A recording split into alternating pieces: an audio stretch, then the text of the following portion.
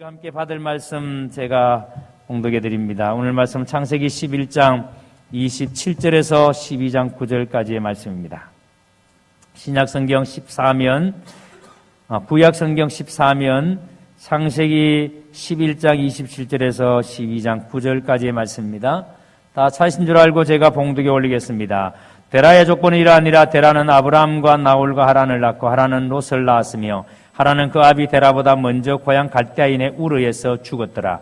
아브람과 나홀이 장가들었으니 아브람의 아내의 이름이 사레며 나홀의 아내의 이름이 밀가니 하란의 딸이요 하란은 밀가의 아버지며 또 이스가의 아버지더라. 사레는 임신하지 못함으로 자식이 없었더라. 데라가 그 아들 아브람과 하란의 아들인 그의 손자 롯과 그의 며느리 아브람의 아내 사레를 데리고 갈대아인의 우르를 떠나 가나안 땅을 가고자 하더니 하란에 이르러 거기 거류하였으며 데라의 나이가 205세가 되어 하란에서 죽었더라. 여호와께서 아브람에게 이르시되 너는 너의 고향과 친척과 아버지의 집을 떠나 내가 네게 보여줄 땅으로 가라. 내가 너로 큰 민족을 이루고 네게 복을 주어 네 이름을 창대하게 하게 하리니 너는 복이 될지라. 너를 축복하는 자에게 내가 복을 내리고 너를 저주하는 자에게는 내가 저주하리니 땅의 모든 족속이 너로 말미암아 복을 얻을 것이라 하신지라. 이에 아브람이 여호와의 말씀을 따라갔고 롯도 그와 함께 갔으며 아브람이 하란을 떠날 때 75세였더라. 아브람이 그의 아내 사레와 조카 롯과 하란에서 모든 소유와 얻은 사람들을 이끌고 가나안 땅으로 가려고 떠나서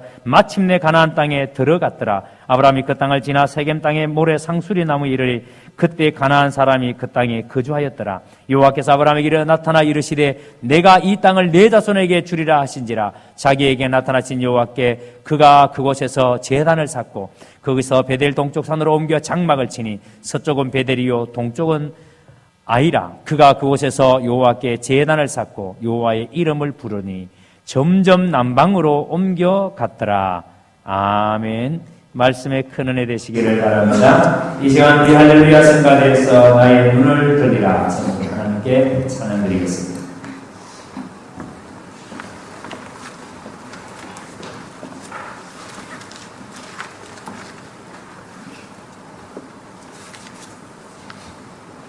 주님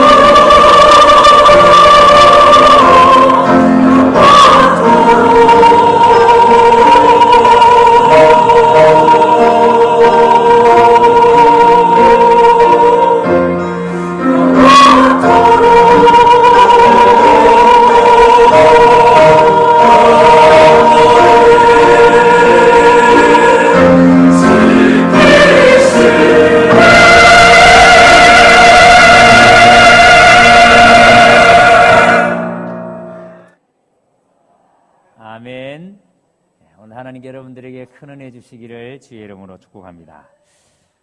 창세기는 하나님의 나라의 시작의 책입니다. 그래서 창세기를 영어로 제네시스합니다. 현대자동차의 승용차 이름이 제네시스. 근데 시작이라는 뜻인데 창세기의 영어 표기가 제네시스라고 합니다. 인류의 시작을 창세기가 말씀합니다. 그리고 어떻게 이 인류 가운데 죄가 들어왔는가를 창세기에서 우리에게 말씀해 줍니다. 하나님의 나라로서 이 세상이 어떻게 시작이 되었는가를 창세기에서 우리에게 말씀합니다. 그리고 하나님을 떠난 인간이 어떻게 하나님을 떠났는가, 어떻게 우리 인류에게 죄가 들어왔는가, 그리고 하나님께서 이렇게 하나님을 떠난 인류를 하나님께서 살리시기 위한, 구원하시기 위한 하나님의 구원 계획, 그래서 아브라함과 어떻게 언약을 맺으시는가에 대한 말씀이 이 창세기에 나옵니다. 여러분, 우리가 알다시피 이 하나님의 나라는 참으로 너무도 아름답게 시작이 되었습니다. 하나님이 이 세상을 만드실 때에 만들어 놓으시고 난 다음에 늘 하나님께 이렇게 말씀하셨습니다. 하나님 보시기에 좋았더라. 하나님 보시기에 좋았더라. 그리고 하나님께서는 인간을 만들어 놓으시고는 하나님 보시기에 심히 좋았다라고 말했습니다. 그래서 이 세상은 하나님 보시기에 참으로 아름다운, 그래서 아름답게 이 세상이 만들어졌습니다. 하지만 인간의 타락과 인간의 범죄로 말미암아 이 아름다운 세상이 일그러지게 되고 이 아름다운 세상이 파괴되었습니다. 그래서 이 아름다운 세상이 완전히 죄의 포로가 되어서 다시는 회복할 수 없는 것처럼 그렇게 보여졌습니다. 그게 에덴에서 쫓겨난 인간들이 시날 평지에 이르렀을 때 시날에서 바벨탑을 쌓았습니다. 이 바벨탑이 인간 나라의 전형이라고 할 수 있습니다. 교만해져서 하나님과 같이 되려고 하는, 바로 이런 상황에서 하나님은 아브라함을 부르십니다. 인간의 나라에 하나님의 나라, 그래서 인간이 주인인 나라에 하나님이 주인인 나라, 인간이 통치하려고 하는 이 세상에 하나님의 통치를 드러내려고 하는 하나님의 나라를 세우기 위해서 하나님께서 아브라함을 부르셨습니다. 그리고 그 아브라함과 언약을 체결하십니다. 그래서 성경은 이후에 모든 역사는 이 하나님의 언약을 어떻게 펼쳐가시는가에 대한 말씀들입니다. 자, 그러니까 창세기 1장에서 11장까지는 이 하나님께서 이 아름다운 세상을 만드셨는데 어떻게 이 인류가 아름다운 세상을 파괴시켰는가에 대한 말씀이고, 12장부터 마지막까지는 이 파괴된 세상을 하나님께서 어떻게 회복시키시는가에 대한 말씀입니다. 자, 그러니까 여러분, 창세기 12장부터는 오늘 우리가 이 땅에 살아가야 될 이유, 왜 하나님께서 이 땅에 사람을 세워두셨는가, 왜 하나님께서 사람을 범죄한 인간을 다 멸하시지 아니하시고 왜 이 땅 가운데 지금도 살려두셨는가, 왜 회복시키셔서 왜 이 땅에 살게 하시는가에 대한 분명한 비전을 말씀하시는 것이 창세기 12장부터 그것을 말씀하고 있습니다. 이런 관점에서 우리가 성경을 바라봐야 합니다. 먼저 아브라함에 대해서 좀 말씀을 우리가 함께 보도록 하겠습니다. 창세기 10장 21절을 한번 보시기 바랍니다. 10장 21절 보면은 아브라함은 노아의 세 아들 중에 셈의 후손이다 그랬습니다. 셈의 후손. 자, 그런데 이 셈의 후손은 인간의 나라, 인간이 주인인 나라, 인간이 통치하려고 하는 인간의 나라에서 하나님을 경외하며 살려고 했던 사람들이 바로 셈의 후손들이에요. 이것이 창세기 6장에 나오는 하나님의 아들들입니다.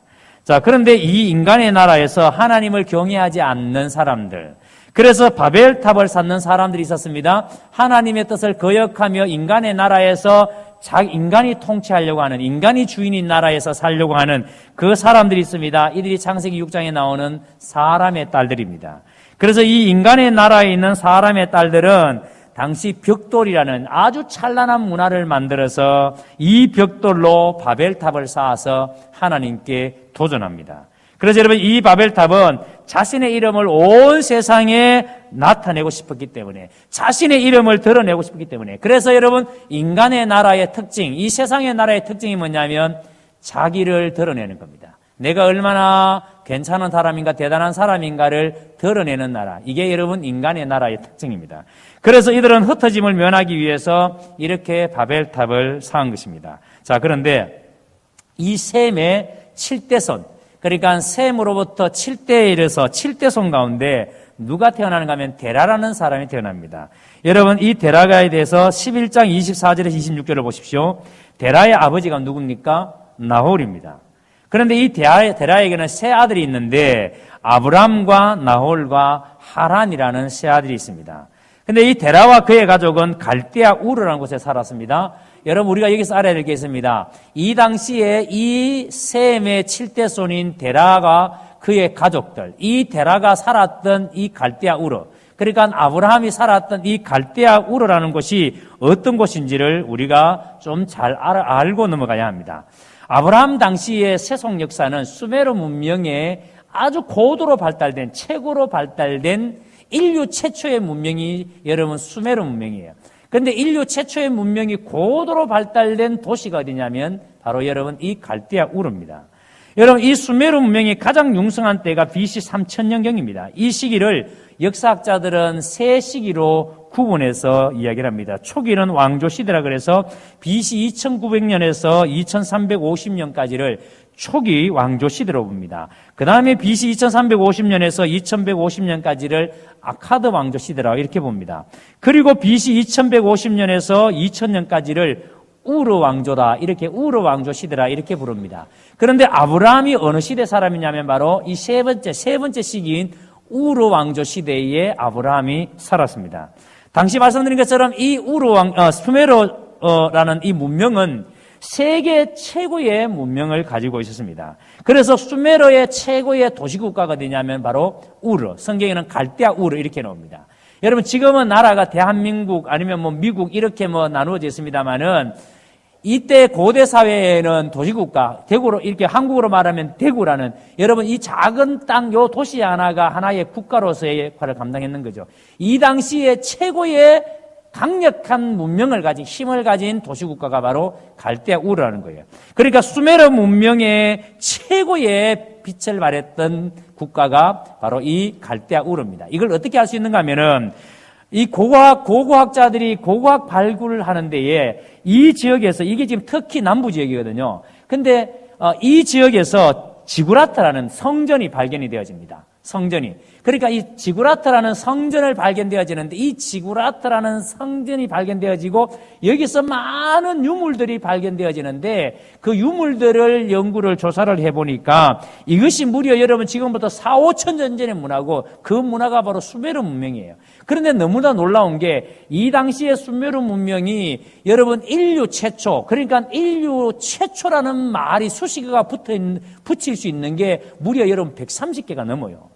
대표적인 것이 이 수메르 문명의 인류 최초의 문명이라 말할 수 있는 대표적인 것이 무기. 그러니까 전쟁에 나가면 무기를 사용해야 되는데 무기를 체계적으로 만들어서 사용했던 이 문명이 바로 수메르 문명 때 만들어진 겁니다. 그리고 여러분 전차, 특히 바퀴 달린 이렇게 살이 있는 여러분 지금 저기에는 살이 겨루지 않는데 살이 있는 바퀴가 만드는 것이 바로 수메르 문명 때의 최초로 바퀴 살이 있는 바퀴를 만들었습니다. 그리고 금, 은, 동, 청동제를 사용해서 이렇게 여러분 이것을 만들어내는 세공 기술이 이 수메르 문명이 세계 최초로 만들어낸 것들입니다. 그리고 이 당시에 전쟁에 나갈 때 쓰는 머리에 쓰는 투구라든지 아니면 천을 짜는 직조 기술이라든지 심지어는 여러분 악기도 이 수메르 문명의 대표적인 최초의 개발품들이에요. 여러분 현악기가 이 당시에 이미 만들어져 있습니다. 현악기가. 그리고 인장이라든지 이런 것들이 이미 여러분 이 수메르 문명에서 만들어져 있는 것들입니다. 자, 이런 세계 최초로 만들어진 것들이 무려 130여 개가 여러분 이 수메르 문명 때에 만들어진 겁니다. 그리고 창세기 11장에 나오는 벽돌도 이때 처음 만들어졌습니다. 이 당시에는 대부분 돌을 깎아서 집을 짓고 만들었었는데 그런데 이 흙을 구워서 벽돌을 만드는데 그냥 굽는 게 아니에요. 여기다가 여러분 유약까지 발랐습니다. 그리고 유약을 바르는 벽돌 문화라든지 채색토기, 그러니까 관계시설을 하고 그 다음에 가마를 이용해서 도자기를 굽어낸다든지 이런 것들은요 중국 양샤오 문화보다 무려 2000년에서 3000년 더 빠른 문화입니다. 그러니까 수메르 문명이라는 게 얼마나 여러분 엄청난 문명인지 인류 최초의 문명이 여러분 이런 문명을 이 당시에 가지고 있었습니다. 그런데 이런 문명의 최고의 정점에 있었던 도시가 어디냐면은 바로 데라가, 그러니까 아브라함의 아버지 살았던 데라가 살았던 그 갈대아 우르라는 곳입니다. 이런 곳에서 살았으니까 여러분 수많은 사람들이 그 당시에 이곳에서 살고 싶었을 거 아니에요. 왜냐하면 최고의 문명을 가지고 있으니까. 요즘 말로 하면은 미국의 뉴욕의 맨하탄 같은 도시니까 여러분 모든 사람들이 거기 가서 살고 싶은 거죠. 어떻게든지 간에 거기서 살고 싶은 생각들이 있는. 그래서 많은 사람들이 갈대아 우르로 찾아옵니다. 거기서 살기 위해서. 여러분 아브라함의 아버지 데라가 살았던 이 갈대아 우르가 이렇게 당시에 정치, 경제 그리고 권력이 집중되어졌던 곳이 바로 이 갈대아 우르입니다. 그리고 여러분 이 당시에 이 갈대아 우르를 중심으로 한 무역이 인도까지도 확장되어졌고 아브라함이 직업이 재상이었다라는 학자들의 여론이 아주 많습니다. 그래서 이렇게 아브라함을 공부하는 분들 중에 아브라함의 직업은 재상이었을 것이다. 그러니까 무역업을 하는 사람이었어요. 그래서 아브라함도 굉장히 먼 이웃 나라까지 가서 상업을 했다라고 그렇게 얘기들을 합니다. 자, 그리고 여러분 27절 28절 보세요. 27절 28절 보세요. 데라에게는 세 아들이 있었는데 막내 아들이 하란이 일찍이 죽습니다. 그리고 29절 3절 보세요. 일찍이 죽은 하란에게서 세 명의 딸이 있었는데 누구죠? 사레와 밀가와 그리고 이스가라는 세 명의 딸이 있습니다. 자, 이 중에 이 사레가 누구와 결혼합니까? 아브라함과 결혼합니다. 자, 그런데 30절에 뭐라고 합니까? 사레는 임신하지 못함으로 자식이 없었더라. 사레는 임신하지 못함으로 자식이 없었더라. 자, 여러분, 이 당시에 이런 도시국가의 가장 강력한 문명을 가지고 있던 갈대아 우르에서 아브라함이 살았는데 그런데 아브라함은 이 하란에게서 난 세 딸 중에 사레와 결혼해서 살았는데 문제는 자식이 없었습니다. 그 자식이 없는 이유가 사레는 잉태하지 못함으로. 이 말이 무슨 말인가 하면 사레는 결혼할 때에 이미 불임 여성이었다는 겁니다. 물론 여러분 지금처럼 의학이 발달돼서 당신은 임신하지 못한다 이걸 알지는 못했겠지만 그런데 사레가 결혼할 때에 임신하지 못하는 불임 여성이었다는 겁니다. 그런데 이 사레가 나중에 누구를 태어나게 합니까? 이삭을 태어나게 합니다. 하나님께서 아브라함을 통해서 아브라함아 너에게 자식을 주겠다.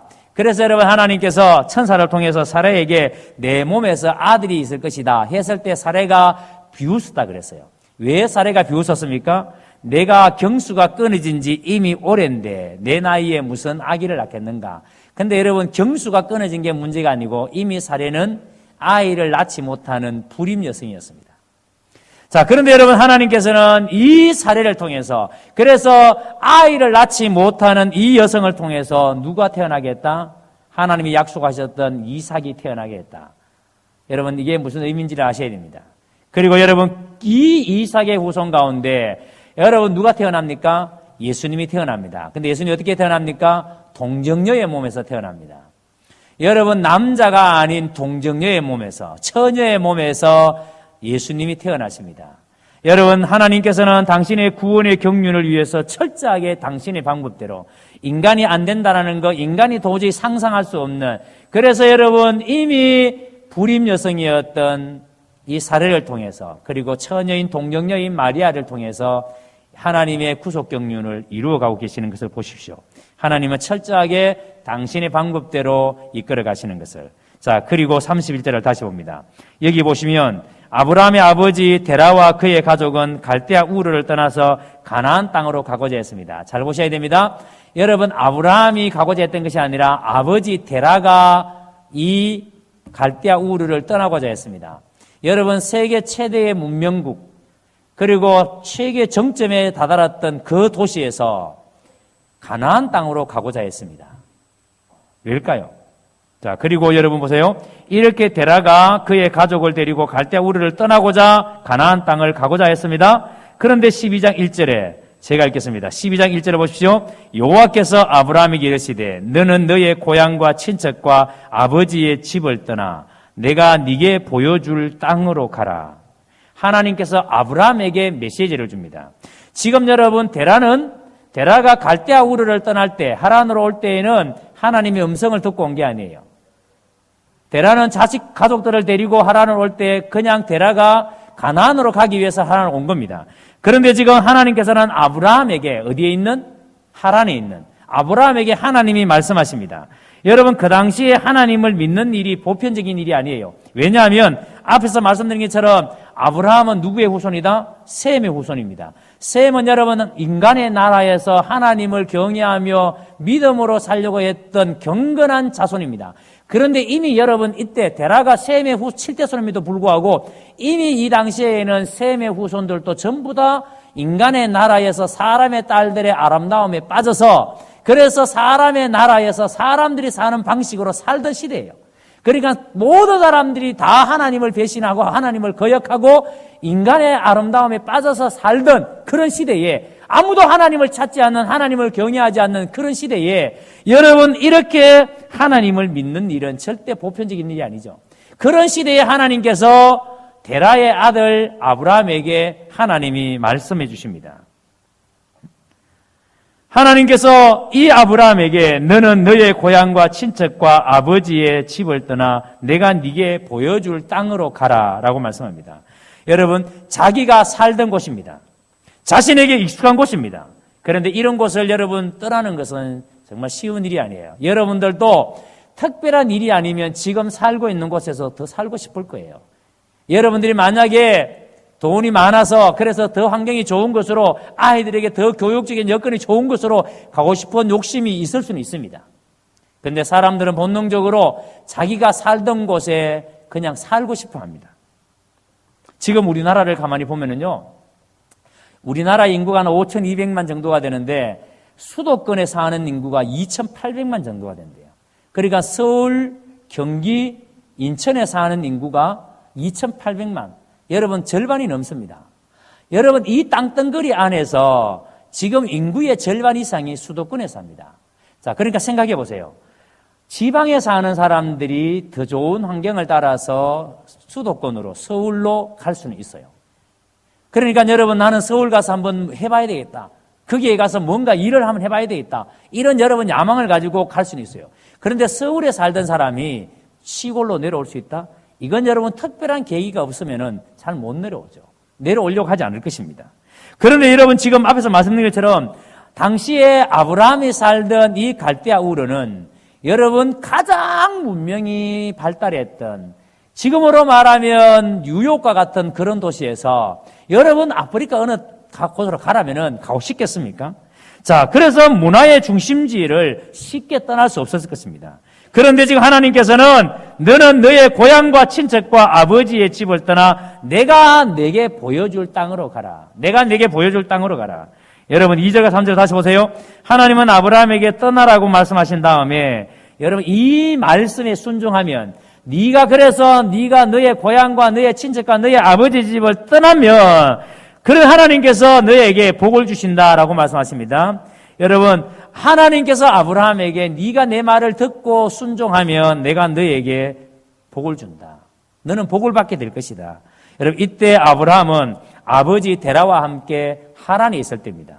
지금 하나님의 명령은 아브라함이 전혀 알지 못했던 삶으로 하나님께서 부르신 거예요. 한 번도 경험하지 못했던 삶으로 하나님께서 아브라함을 부르신 것입니다.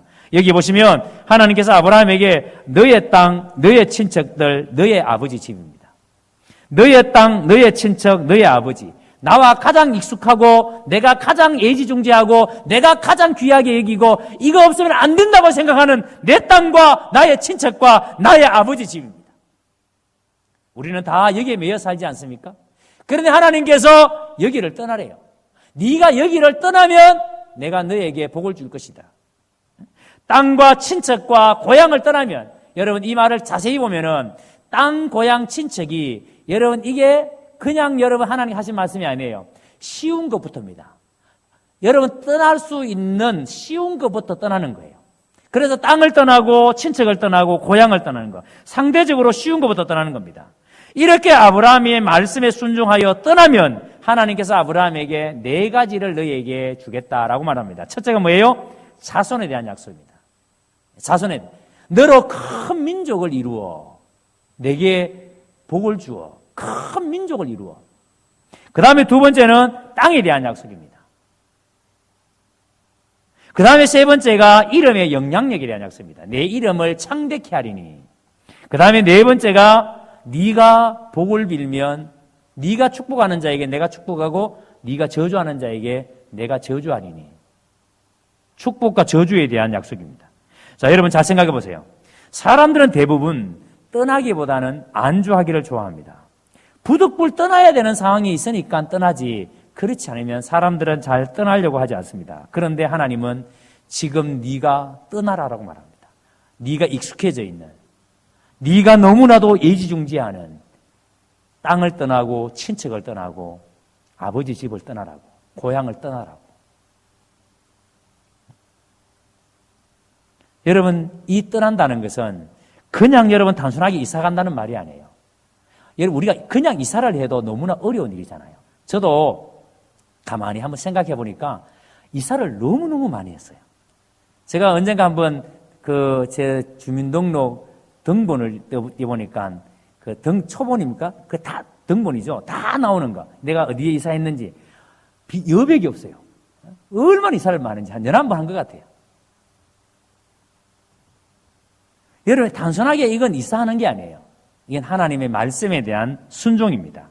제가 처음 창세기를 강의할 때에 하나님께서 아담을 통해서 온 인류에게 주신 대표적인 명령이 2가지라고 말씀했습니다.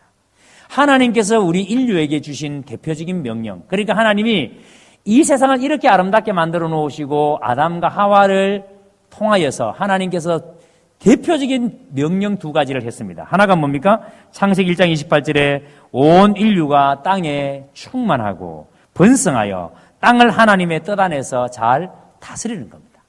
그러니까 여러분, 하나님께서 인류에게 부여하신 첫 번째 명령이 뭐냐면 번성하는 겁니다. 땅에 충만하는 겁니다. 땅을 잘 다스리는 겁니다.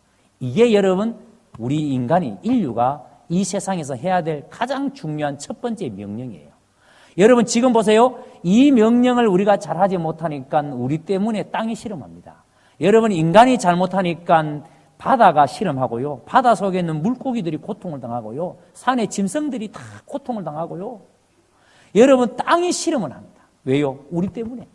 하나님이 땅을 다스리라 그랬는데, 잘 지키라 그랬는데 이거 못 해내니까, 인류가 하나님의 명령을 아름답게 만들어 놓으신 이 세상을, 하나님의 명령을 우리가 지켜내지 못하니까. 자, 그런데 2번째 보면은 창세기 3장 15절에 뱀의 후손은 여자의 후손의 발꿈치를 상하게 하지만 여자의 후손은 뱀의 머리를 상하게 한다. 원시복음이라 그래서 여러분, 이 명령을 위임받은 인류가 해야 될 가장 중요한 일은 하나님의 뜻 안에서 이 명령을 지켜내는 겁니다. 이 명령을 하는 거예요. 이 명령에 순종하는 겁니다. 그런데 우리 인류는 어떻게 했다? 이 명령을 거절했습니다. 이 명령을 어겼습니다. 그래서 하나님을 떠났습니다. 타락했습니다. 하나님을 떠난 인류는 하나님의 형상을 잃어버렸습니다. 이때부터 하나님과의 교제가 단절되어져 버렸습니다. 그리고 여러분, 창세기 12장은 바로 이 잃어버린 하나님의 형상, 이 잃어버린 하나님의 명령, 이 잃어버린 하나님과 단절된 모든 인류를 다시 하나님의 자녀로, 다시 하나님의 백성으로 회복시키라는 그 명령을 하나님께서 아브라함을 통해서 다시 언약을 맺으시는 것이 이 12장입니다. 그래서 하나님께서 아브라함을 부르셔서 아브라함에게, 아브라함아, 잃어버린 이 나의 명령을 네가 다시 회복시켜야 된다. 잃어버린 나의 형상을 다시 이 인류 가운데 회복시켜야 된다. 이 명령을 하나님께서는 아브라함과 언약을 맺으시는 겁니다. 그렇기 때문에 오늘 우리의 삶에 가장 분명하고 오늘 이 자리에 있는 저와 여러분이 살아가는 유일한 이유, 유일한 목적은 이 언약에 대한 명령을 우리가 따르는 겁니다. 이건 놓쳐버리면요, 우리는 지금 아무리 여러분들이 부지런하게 살고 열심히 살아도 나중에 여러분 주님 앞에 설 때는 내가 잘못 살았구나, 내가 헛살았구나, 그렇게 말할 수밖에 없습니다. 죽을 힘을 다해서 여러분이 산다 할지라도 여러분 이 목적을 잊고 살면은 여러분들은 나중에 다 후회하게 됩니다. 이 땅에 하나님의 형상을 잃어버리고 하나님과 단절된 삶을 살고 있는 모든 인류를 향해서 그들을 하나님의 백성으로 회복시키는 것이 이 땅에 예수 믿는 사람이 살아가는 가장 중요한 이유이고 가치이고 삶의 목적이라는 것을 잊지 마시기를 주의 이름으로 축원합니다. 누가복음을 강의할 때 말씀을 드렸습니다. 여러분, 우리는 지금 이 인간의 나라, 이 세상은 인간의 나라, 공중의 권세 잡은 자가 사단이기 때문에 이 인간의 나라에 우리가 살고 있습니다. 그런데 여러분, 우리는 지금 이 인간의 나라에 살고 있지만 우리는 이 땅에 속했다, 이 땅에 속하지 않았다? 크게 우리는 이 땅에 속했다, 이 땅에 안 속했다? 안 속했다. 우리가 이 땅에 발을 디디고 살고 있지만 우리는 이 인간의 나라에 속한 사람이 아닙니다. 그래서 바울이 뭐라 그랬습니까? 우리의 시민권은 어디에 있고? 하늘에 있고. 우리의 소속이 어디라고요? 하늘이 우리의 소속이에요. 자, 그런데 여러분, 지금 우리는 어디에 발을 다 디디고 산다? 이 땅에 발을 디디고 산다. 우리의 시민권은 하늘에 있는데 우리의 살아가는 삶의 현장은 지금 어디다? 인간의 나라다. 그래서 여러분, 하나님께서는 왜 우리를 인간의 나라에 발을 디디고 살게 하시는가? 왜 우리를 예수 믿게 해서 바로 죽게 해서 천국에 데려가시지? 왜 우리를 여러분 이 땅에 살려두시는가? 무엇 때문에 인간의 나라, 인간의 주인인 이 나라, 인간이 높아지려고 하는 이 나라에 우리를 살려두시는가? 이유가 뭔가? 바로 여러분, 이 인간의 나라에 우리를 통해서 하나님의 통치, 하나님이 주인이시다. 너희가 주인이 아니라 하나님이 주인이라는 것을 누구를 통해서? 우리를 통해서 그거 증명해내라고, 입증해내라고. 그게 여러분, 우리가 이 땅에 발을 디디고 사는 이유예요. 그래서 바울은 그 삶 때문에 천국 가고 싶지만 빌립보 교인들에게 내가 살아있는 이유는 내가 살아있음으로 너희에게 유익하니까, 하나님의 통치를 보여줘야 되니까. 그래서 여러분, 이 하늘에 속한 사람이 바로 옛 생활에서 떠난 사람들입니다. 하나님께서 아브라함을 부르셔서 하나님께서 떠나라 라고 하신 것처럼 우리도 여러분 떠나지 않으면 결코 새로운 시작을 할 수가 없습니다. 아브라함이 인간의 나라, 인간의 문명이 가장 고도로 발달된 그 갈대아 우르에서 떠나지 않으면, 인간의 주인인 나라, 인간이 잘난 나라, 그 나라에서 떠나지 않으면 절대 새로운 나라, 하나님의 나라에 들어갈 수 없습니다. 그래서 참된 믿음이라는 것은 떠나는 것에서부터 출발합니다. 예수 믿기 전에 내가 가졌던 사고, 예수 믿기 전에 내가 가졌던 그런 세상적인 가치관, 내가 예수 믿기 전에 내가 빠져있던 그 세상적인 문화, 여러분, 그것 가지고는 절대 우리가 하나님의 나라를 누릴 수가 없어요. 하나님의 통치를 드러낼 수가 없어요. 그래서 거기서 떠나 나와야 새로운 삶을 시작한다는 겁니다. 그래서 하나님께서 아브라함에게 그곳을 떠나라고 말씀하시는 겁니다. 그래서 하나님께서 아브라함에게 갈대아 우르에 두지 아니하시고 그 찬란한 문화가 있는 그 땅에서 하나님께서 불러내셔서 내가 네게 지시할 땅, 내가 가라는 그 땅으로 네가 가야 된다라고 말씀하시는 겁니다. 그곳을 떠나야만이 하나님이 보여준, 하나님이 계시는, 하나님이 통치가 있는 그 땅. 한번 여러분 생각해 보십시오. 떠나라 해서 떠났습니다. 그런데 만약에 아브라함이 떠났는데 목적이 없이 떠났다고 한번 생각해 보십시오. 아브라함이 떠나라 해서 떠났습니다. 그런데 아무런 목적이 없이 떠났어요. 그러면 어떤 일이 벌어질까요? 31절을 다시 보세요. 데라는 가족을 데리고 어디 가고자 했습니까? 데라의 목적지는 어디예요? 가나안입니다. 갈대아 우르에서 나와서 하란에 있다가 하란에서 가나안에 가는 게 데라의 목적이었습니다. 그런데 데라는 가나안에 갔습니까? 안 갔습니까? 안 갔습니다. 어디 죽었습니까? 하란에 죽었습니다. 왜 그랬을까요? 목적지가 가나안이라면 가야 되는데 데라는 205세가 되어서 하란에서 죽음을 맞이했습니다. 왜 가나안까지 못 갔을까요? 여러분, 이것은 마치 서울 가려고 출발했다가 추풍령쯤 가다가 아이고 추풍령 깜짝 놀랐어요. 갑자기 추풍 휴게소를 내려매가지고 서울 가다가 서울 가면 서울까지 가야 되는데 추풍령 휴게소가 너무 좋다고 여기 살자 하고 여기서 보따리 피우고 사는 거 똑같은 거예요. 서울 가려고 출발했으면 서울 가야 되는데, 그런데 여러분 왜 가다가 포기하고 추풍령에 머물러 삽니까? 목적이 선명하지 않으니까. 내가 왜 서울 가야 되는지 모르니까. 그냥 가보자 이러니까. 여러분, 데라는 왜 가나안에 가야 되는지 하나님 음성 들은 적이 없어요. 가나안에 가서 무엇을 해야 되는지도 몰랐어요. 그냥 여러분 가나안 가는 겁니다. 그러니까 목적이 선명하지 않으니까 데라는 가다가 그냥 하란에 머물러서 여러분 거기서 생을 마감합니다. 그런데 여러분 아브라함은 오늘 보면 5절 보세요. 아브라함이 그의 아내 사레와 조카 롯과 하란의 모든 소유와 얻은 사람들을 이끌고 하란에서 얻은 모든 것을 이끌고 어디로 간다? 가나안 땅으로 들어갔더라. 여러분 아브라함은 명확하게 가나안 땅까지 들어갔습니다. 왜냐하면 아브라함은 하란에서 하나님의 음성을 들었기 때문입니다. 아브라함은 하나님으로부터 하나님께서 네가 왜 가나안에 가야 되는지를 하나님의 음성을 들었기 때문입니다. 하나님께서 아브라함과 언약을 체결하시면서 네가 가면 내가 너에게 이렇게 복을 주겠다. 하나님은 아브라함에게 명확하게 말씀하셨고 아브라함은 그 하나님의 음성을 들었기 때문에 그래서 아브라함은 그 하란에 머물 수 없는 거예요. 머물러 있으면 안 되는 거예요. 떠나야 되는 겁니다. 여러분 데라가 아브라함을 낳을 때의 나이가 70세입니다. 12장 4절을 보면은 아브라함이 하란을 떠날 때의 나이가 75세예요. 그러니까 아브라함이 하란을 떠날 때의 나이가 약 145세입니다. 그러니까 145세 정도에 아이고 내 이 나이에 어디 가겠냐 그냥 나 여기서 살래. 여러분들이 연세가 드신 분들 목사님 제발 우리한테 뭐 좀 시키지 마세요. 이 나이에 내가 뭐 합니까? 젊은 사람 시켜야지.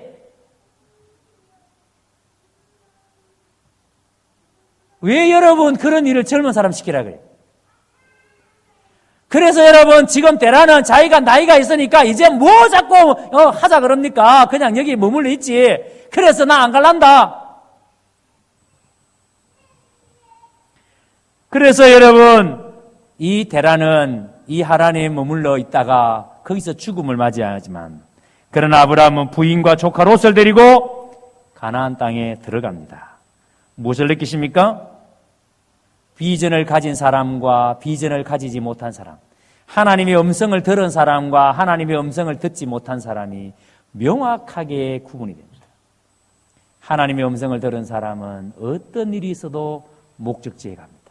반드시 이루어냅니다. 하나님의 음성을 듣지 못한 사람은 조금만 힘들으면 여러분 포기해버립니다. 여기는 목사도 마찬가지고 여러분들도 마찬가지예요. 목사도 여러분 하나님의 부르심이 없다면 하나님의 음성을 듣지 못했다면 조금만 힘들면 교회 옆밖에 없나 빨리 다른 데 알아봐야지. 그래서 여러분 신문 보면서 온 동네방네 교회만 비면 이력서 씁니다. 왜요? 내가 이 교회에 있어야 될 이유와 목적을 모르니까 하나님의 음성 들은 적이 없으니까. 그런데 내가 경운교회에 있어야 될 이유와 목적을 하나님이 분명히 나에게 말씀하셨다면 저는 죽어도 여기서 죽어야 합니다. 아무도 아멘 안 하고 꼭 빨리 가라는 말씀 들립니다. 응? 죽어도 여기서 죽어야 돼요. 살아도 여기서 살아야 되고 죽어도 여기서 죽어야 돼요. 왜요? 하나님 음성 들려주셨기 때문에. 그래서 아무리 힘들어도 아무리 어려워도 포기할 수 없는 중단할 수 없는 이유 하나님이 음성 들려주셨으니까 하나님이 가라 하신 곳이니까. 여러분 오늘 우리도 깊이 생각해 봐야 합니다. 내가 원하는 삶을 살기 위해 하나님이 필요한 것인지 아니면 하나님이 내게 주신 비전을 위해서 내 삶이 거기에 쓰임을 받고 있는지. 혹시 여러분들은 여러분의 야망을 이루기 위해서 하나님을 끌어들이지 않습니까? 하나님 이것 좀 이루어주세요. 저것 좀 이루어주세요. 그리고 하나님이 나를 통해서 하려고 하는 일에 대해서는 나 못해요. 바빠서 못하고 이래서 못하고 저래서 못하고. 혹시 여러분 그렇게 살고 있지 않습니까? 지금 우리는 이 전쟁을 날마다 치르는 겁니다. 지금 저와 여러분이 이 전쟁을 매일 매 순간마다 이 전쟁을 치르는 거예요. 그래서 성도는요 절대 이 세상에 적당하게 살 수가 없어요.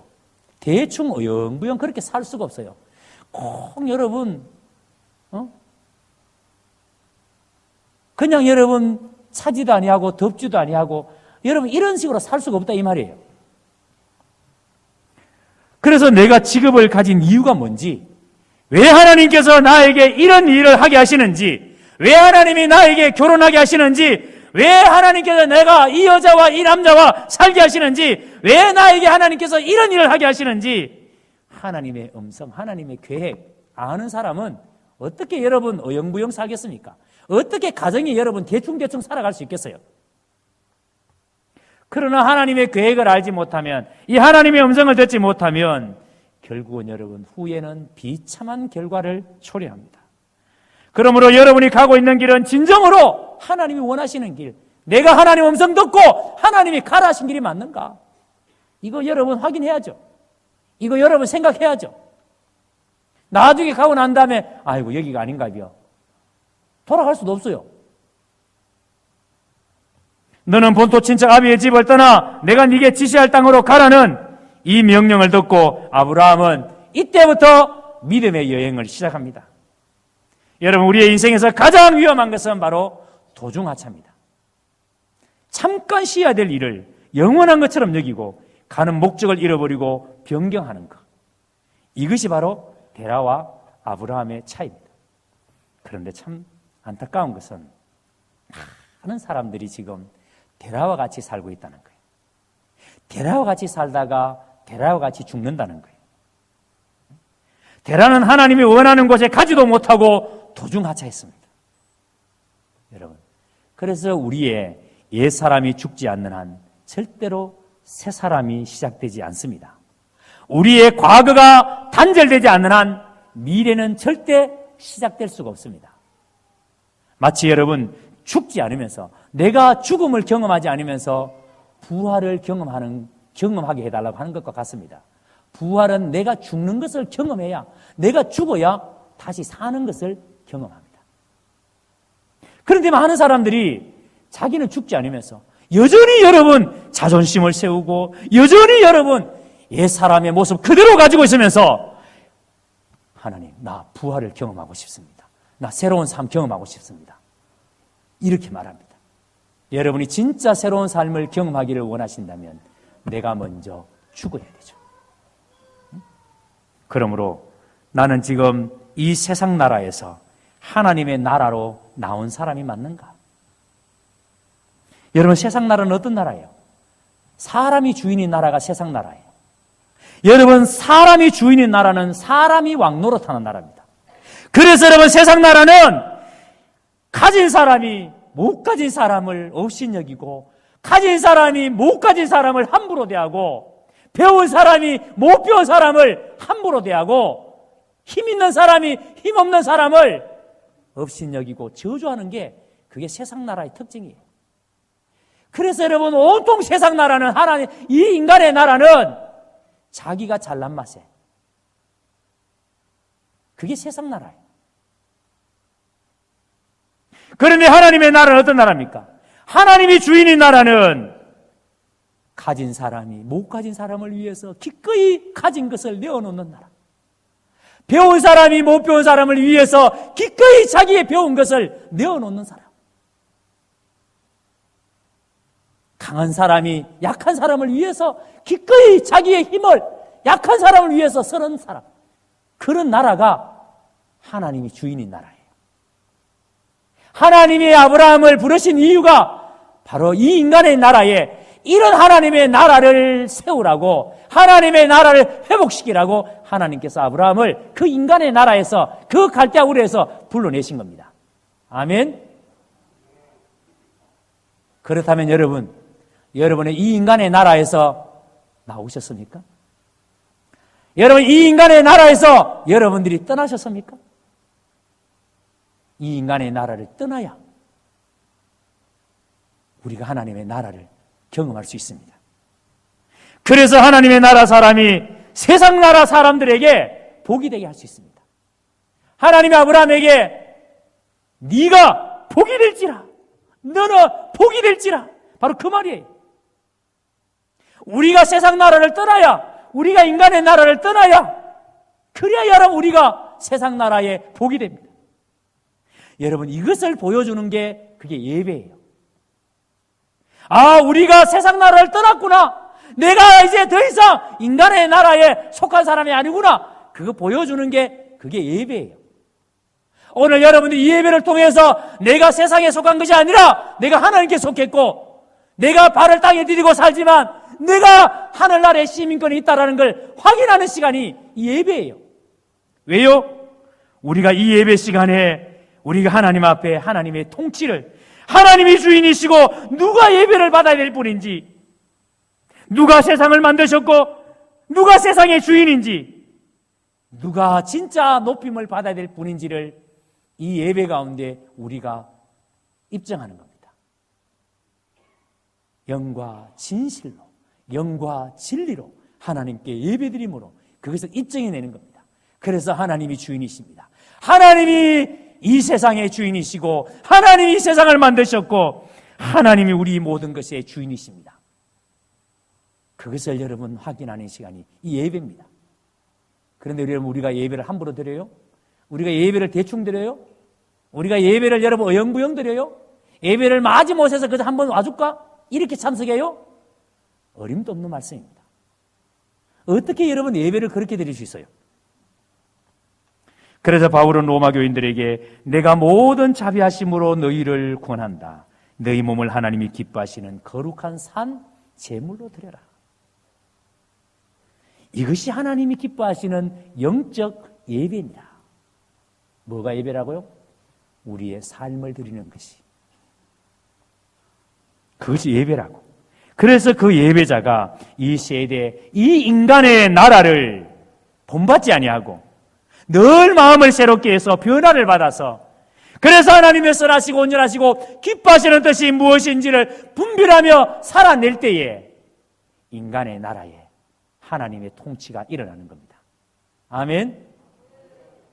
그것 위해서 하나님께서 아브라함을 불러내시고 아브라함과 언약을 맺으신 겁니다.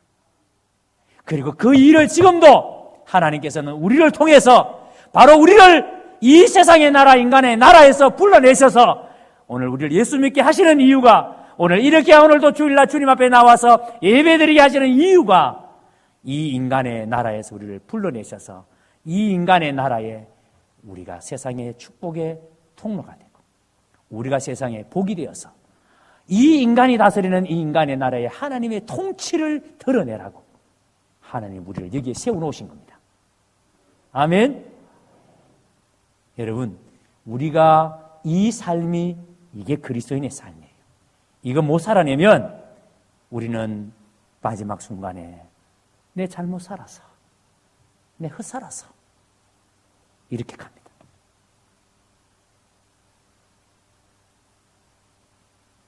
이 말씀에 여러분 깊이 반응해 보시기 바랍니다. 이 말씀에 여러분 온전히 반응해 보시기 바랍니다. 기도하겠습니다.